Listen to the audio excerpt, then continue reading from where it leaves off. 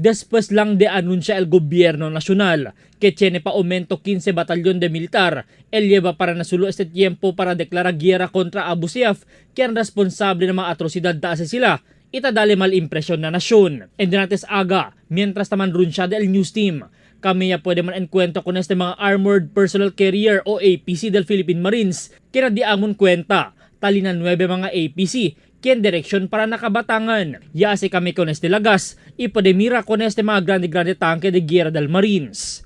Tiene pa kanila, tiene el Selyama Grande Canyon, que raro podemira takore na kamino.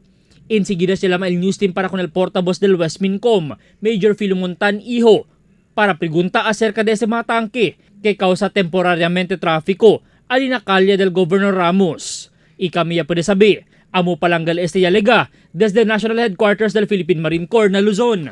Yaman babay pa el mga soldaw con el news team cuando nota el presensya del news team ta sa kabidyo kanila. Tiene pa kanila, alegre taman senyas con el simbolo del paz. Asigun kun Major Tan del West Mincom, dividido el puwersa del mga assets para kinasambuanga isulu, ken esperansaw asa sila biyahe ng mga otodiyas. Asigun kun ele, sinutaman kun este mga presensya na kamino, debe sinti al vivientes que sila guardyaw, hindi debe man lingasa. Albert Luna, Dateline Zamboanga.